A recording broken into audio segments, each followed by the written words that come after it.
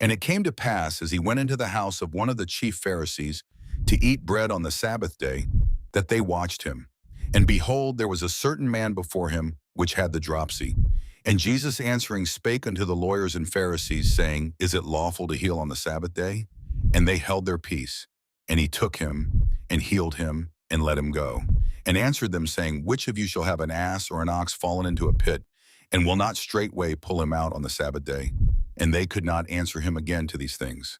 And he put forth a parable to those which were bidden, when he marked how they chose out the chief rooms, saying unto them, When thou art bidden of any man to a wedding, sit not down in the highest room, lest a more honorable man than thou be bidden of him. And he that bade thee and him come and say to thee, Give this man place, and thou begin with shame to take the lowest room. But when thou art bidden, go and sit down in the lowest room, that when he that bade thee cometh, he may say unto thee, Friend, please was unmessiah. Go up higher, then shalt thou have worship in the presence of them that sit at meat with thee. For whosoever exalteth himself shall be abased, and he that humbleth himself shall be exalted. Then said he also to him that bade him, When thou makest a dinner or a supper, call not thy friends nor thy brethren, neither thy kinsmen nor thy rich neighbors, lest they also bid thee again, and a recompense be made thee. But when thou makest a feast, call the poor, the maimed, the lame, the blind, and thou shalt be blessed, for they cannot recompense thee, for thou shalt be recompensed at the resurrection of the just. And when one of them that sat at meat with him heard these things, he said unto him, Blessed is he that shall eat bread in the kingdom of God. Then said he unto him, A certain man made a great supper, and bade many, and sent his servant at supper time to say to them that were bidden, Come, for all things are now ready.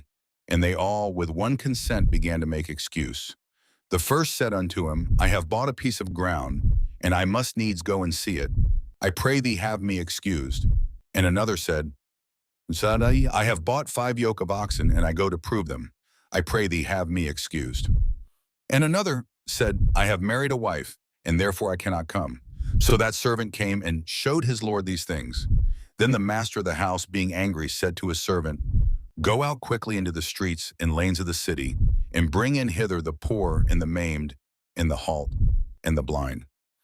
And the servant said, Lord, it is done as thou hast commanded, and yet there is room. And then the Lord said unto the servant, Go out into the highways and hedges, and compel them to come in, that my house may be filled. For I say unto you, that none of those men which were bidden shall taste of my supper. And there went great multitudes with him. And he turned and said unto them, If any man come to me, and hate not his father and mother and wife, and children and brethren and sisters, yea, and his own life also, he cannot be my disciple. And whosoever doth not bear his cross and come after me cannot be my disciple. For which of you, intending to build a tower, sitteth not down first, and counteth the column whether he have sufficient to finish it?